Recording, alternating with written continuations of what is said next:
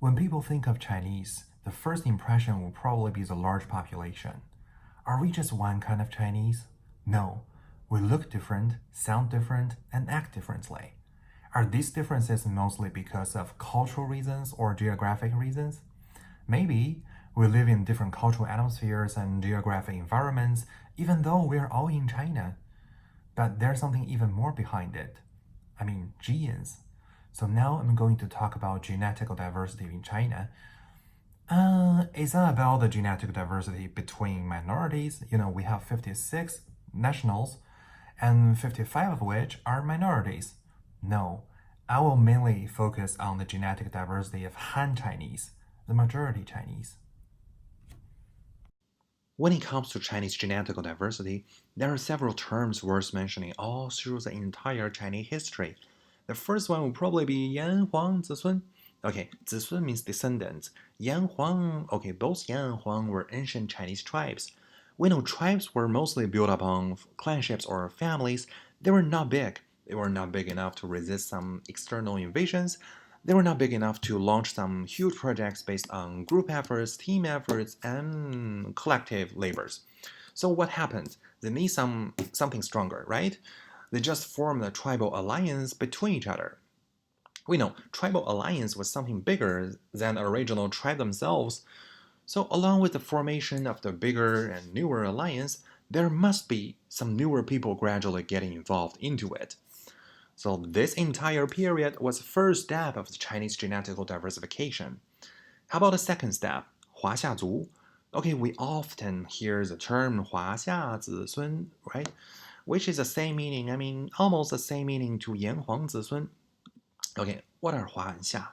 华 refers to the dynasty of Zhou, 夏 refers to the dynasty of Xia. Okay, but actually, Xia was a dynasty that existed long before Zhou. But you see, in the term, it's reversed. Their positions are reversed. Hua is actually ahead of Xia in the term. How come? Okay, the royal court of Zhou dynasty just wanted to emphasize itself. They wanted to make others look smaller to make itself look bigger. That's why you see their sequence is reversed in the term. There's something even trickier because between Xia and Zhou there was a very long time span, but it's missing the term, right? Okay, it was Shangchao, Shang Dynasty.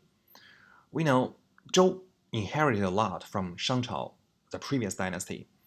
Well, by inherit, I mean robbery, invasion, or conquest. So, in order to make itself more legit and valid, Zhou just tried its best to demonize Shang in every possible way. That's why it's missing the term. Zhou dynasty itself was divided into two parts, Xizhou, West Zhou, and Dongzhou, East Zhou. At the end of Xizhou, West Zhou, there was a Western ethnicities breaking the capital city of China, and they just never left. They stayed there forever. Why? In my wild guess, I think that area, okay, not that area, that's my hometown.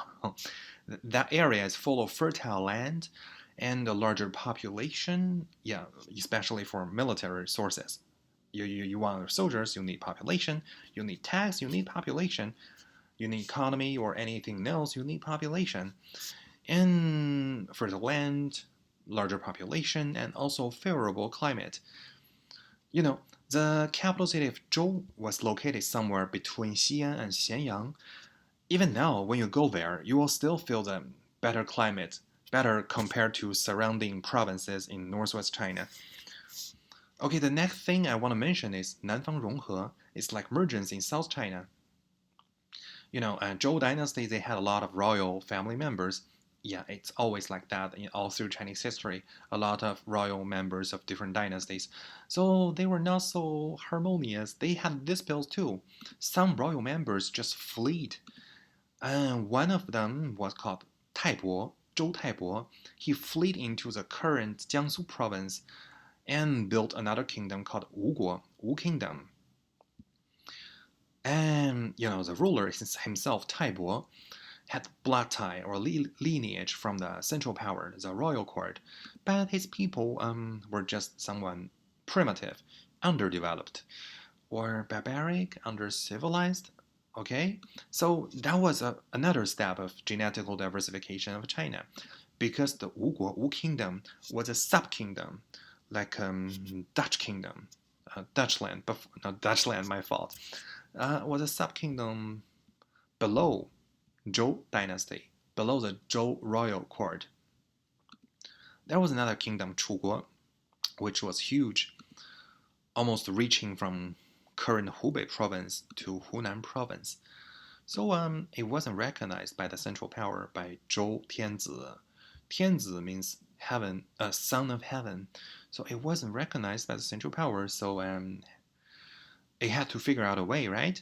So it developed itself hard to make itself better, to attract more population to get in, and to seduce the Zhou Tianzi to recognize it fully. So that's why Shu Kingdom was very powerful, affluent, and big. Yeah.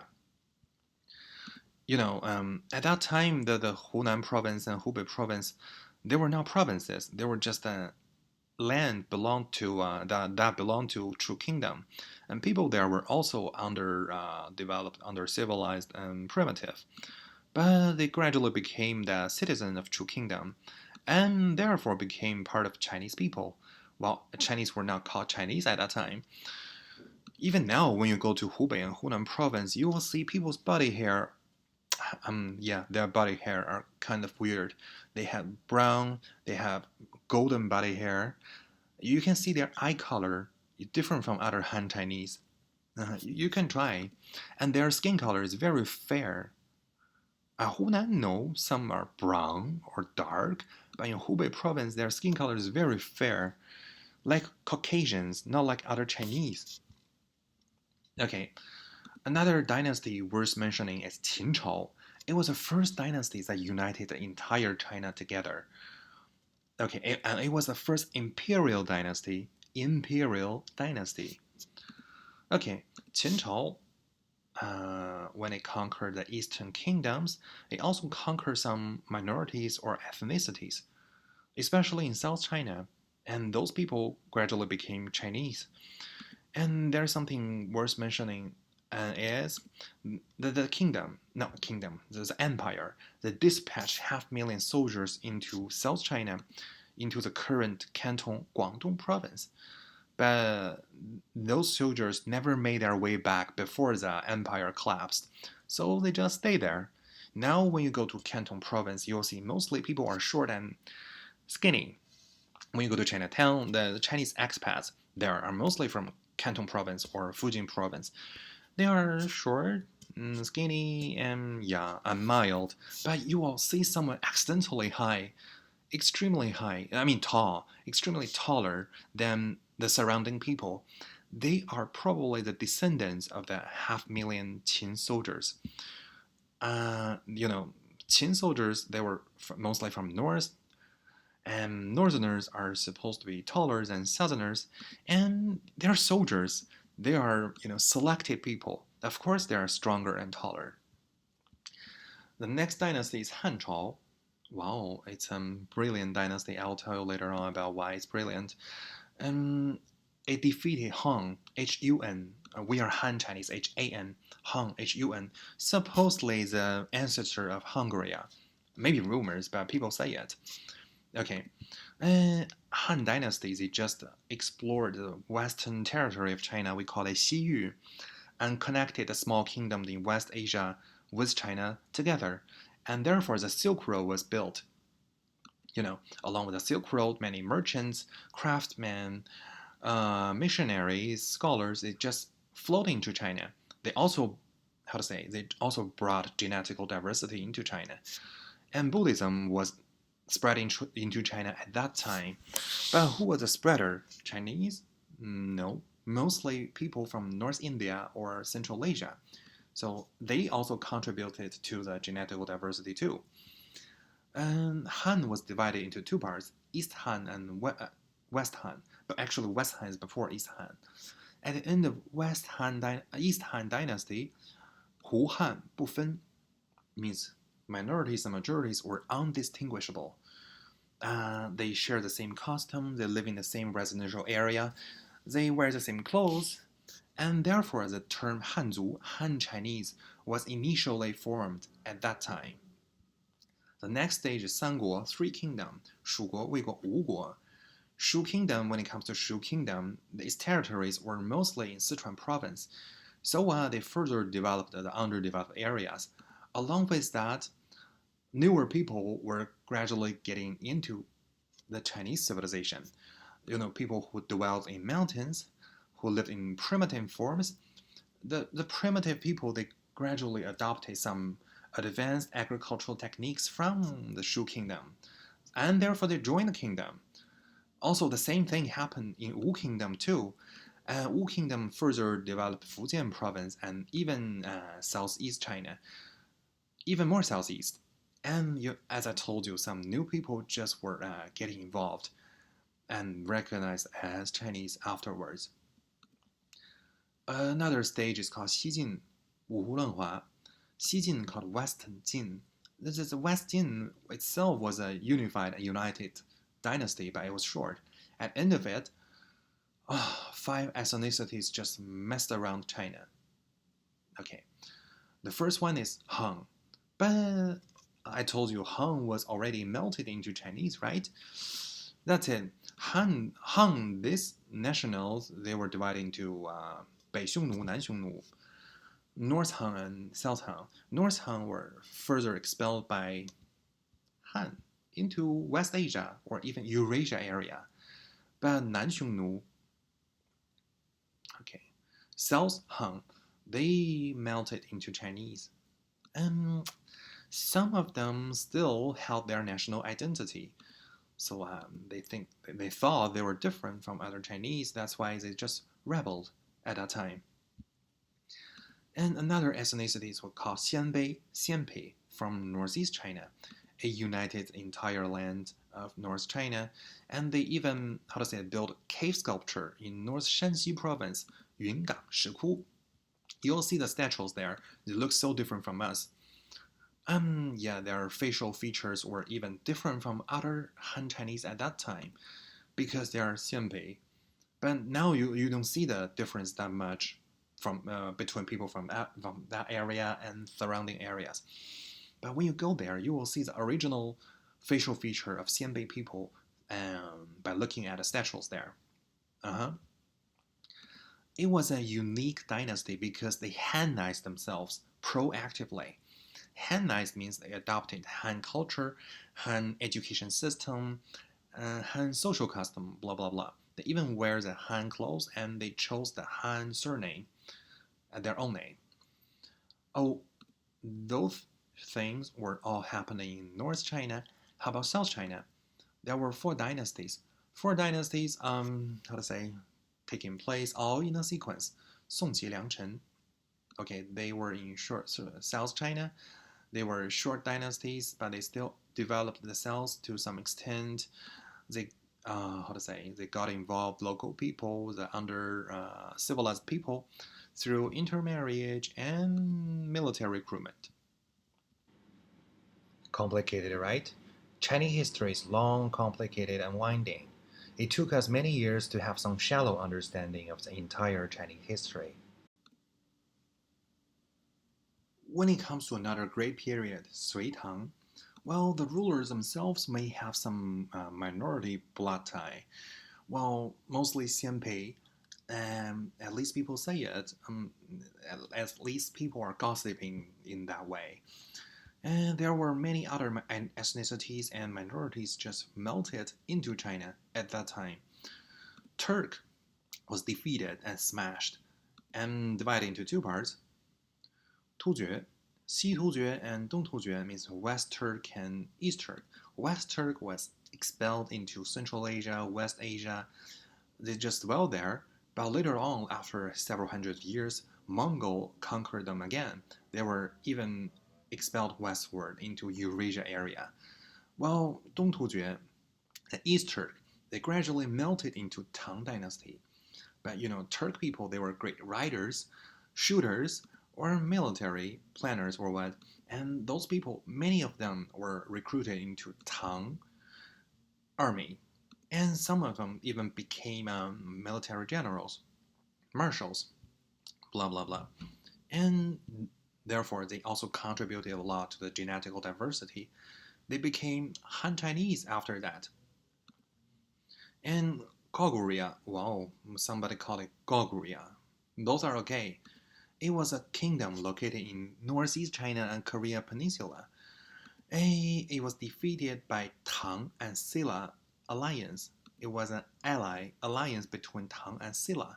Silla was a small kingdom in Korea Peninsula. So after Goguryeo was defeated, its people were migrated internally into China. Some were left in northeast, some were allocated to Shandong province, and some were just scattered randomly all over China. So you can't tell who they are now. I mean, where they are or who they are now. At the end of Tang Dynasty, there was another ethnicity called Dangxiang, migrated eastward from Tibetan Plateau. There was some suppression from Tibetan. They were fed up with it. They just migrated out of the Tibetan circle. There's something interesting.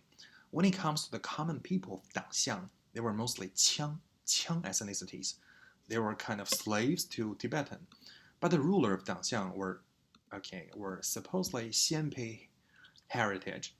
Okay, Xianpei descendants. They just claim they have the family name as Tuoba. Tuoba was the royal name of Xianpei of Beiwei, North Wei dynasty, a dynasty built by Xianpei. And later on, peasant rebellion. How to say peasant? Farmer. Okay. Li Zicheng, he himself claimed he has Xianpei heritage. He was the descendant of Dangxiang, and also descendants of Xianpei, blah blah blah, with a surname as Tuoba. But maybe true, maybe just some self-declaration, self-entitlement. We don't know because we can't find historical evidence for it or against it. The next stage is 五代辽宋夏金元. Actually, 五代 means 5 very short dynasties. 五代十国. We don't talk about it. 辽宋夏金元 are, how to say, 5. 5, there are different levels. Liao, Song, they were kingdoms. No, Song was an empire. Liao, hard to define. Xia, obviously, kingdom is very small. Jin, okay, hard to define. Probably empire. It was big. Yuan, of course, empire. It was part of the Mongol Empire. Okay, Liao was a kingdom built by Qidan. Qidan was a northeastern ethnicity in China. There's something interesting because Liao was big. This territory reaches Korea Peninsula, occupies North China, and even, reaches Russia, part of Russia. So the first Chinese Russians have met were probably Qidan people, Liao people.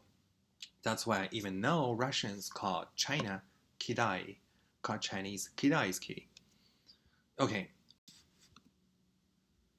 When it comes to another kingdom, Jin, it had similar lineage with Manchuria.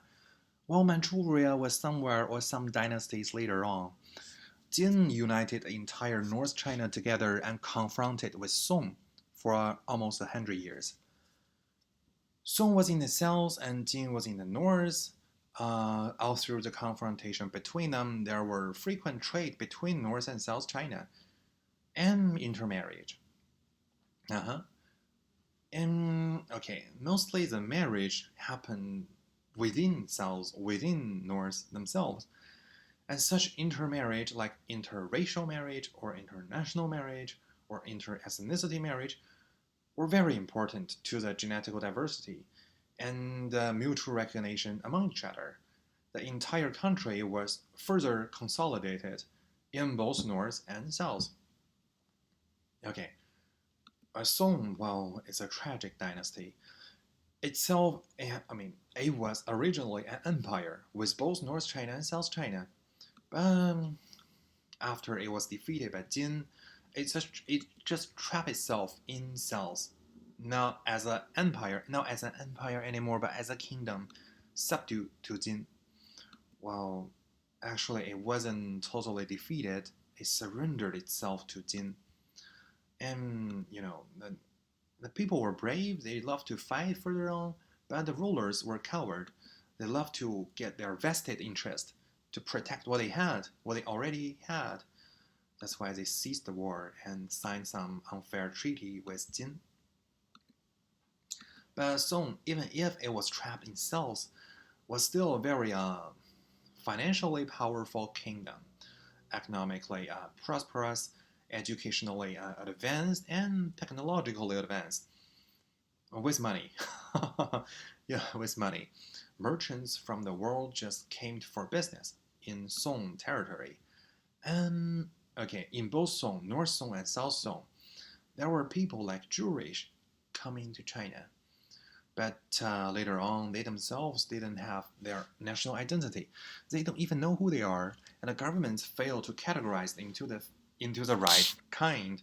So they were categorized into Hui Hui, means Hui Hui is a kind of Muslim Chinese. Jewish are not Muslim, but no one know who they are. Even themselves, they don't know who they are. They were categorized into Lan Mao Hui Hui, blue hat Jewish. Maybe at that time their ancestors wore some blue hat. Well, let's talk about Yuan Chao, the last dynasty of the entire period.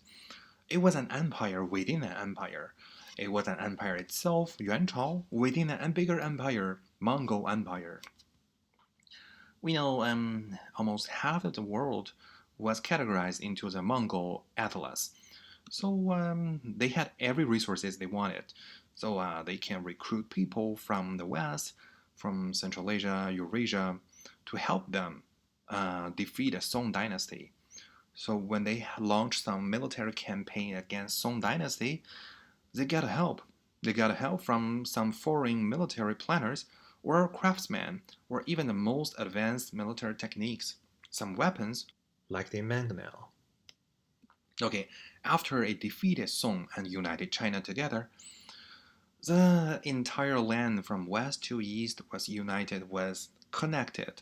So there were no barriers among kingdoms anymore. Trade was so smooth all over the area. So when it was smooth, the businessmen, the craftsmen, and scholars or missionaries or blah blah blah, they come to China. They came to China even more frequently, and those people they came to China mostly alone, without women, and they mostly stayed without leaving. The only choice left for them was to marry some local women. That's why you can see some hybrid between Han Chinese and Westerners. Not necessarily Westerners, but people from the West, from Saudi Arabia, from Iran, blah blah blah. Now they are called Hui Chinese. Not Han, not Tang, but Hui. They're mostly Muslims. Well, there were people who don't categorize them into anything, not Han, not Hung, not Hui, not Mongol. They just stayed in China. But usually, later on, they just naturally got a name Han Chinese because they anyway had to get an identity. Okay, the next dynasty was Ming Chao. It was too perversive, too abnormal. I don't want to mention it. How about the last one, Qing Chao?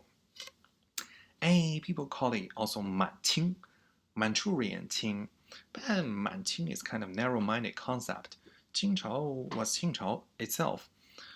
It was a locked up dynasty. Okay, it closed all its borders, all its territories, without communicating or trading with surrounding countries, only leaving one single city, Guangzhou, alone, trading with the external world. But within the dynasty itself, there were many other like intermarriage, cultural integration among different ethnicities, and further development into underdeveloped lands. So there were some contributions too, especially 康熙大词典. It was a dictionary, nationwide dictionary invented under Kangxi Emperor. And that dictionary just regulated the accent of Mandarin, regulated the spelling of different characters. And now you see people in mainland China, in Taiwan or Singapore, are speaking Mandarin, well with different accents, mostly deviated from each other, but at least understandable. It's all the contribution from Emperor Kangxi in Qing Dynasty. So you see, we are all Chinese, regardless of our smaller nationalities. I mean, the minority or ethnicities, nationalities. We all have a bigger nationality, Chinese. Yeah, we are not necessarily Han Chinese, but we are Chinese. I mean, yeah, 其乐融融, not necessarily living so happily, but at least living harmoniously. You might get some negative answer from certain areas, but mostly I think you will get positive opinions from people, especially from minorities. When you go to Southwest in Yunnan, Sichuan province, there are a lot of minorities there. Northeast or even Inner Mongolia, you will see minority people there speaking Mandarin now. Oh yes, they still have their own language. That's true. And when you talk to them, you will see how they are satisfied. I mean, how satisfied they are with the ethnicity policies in China, because they have some special villages. They are more respected and protected. They can enter good university with lower scores. And when it comes to some smaller ethnicities, real small ethnicities, they can easily apply for loans from the bank for raising cattle, for starting small business, many other things. So we are jealous of them. They have everything we have, and they have something we don't even have. This is the end of the video. If you like it, don't forget to subscribe and spread it. Further interactions and questions are welcome through emails. This is my email address. Bye.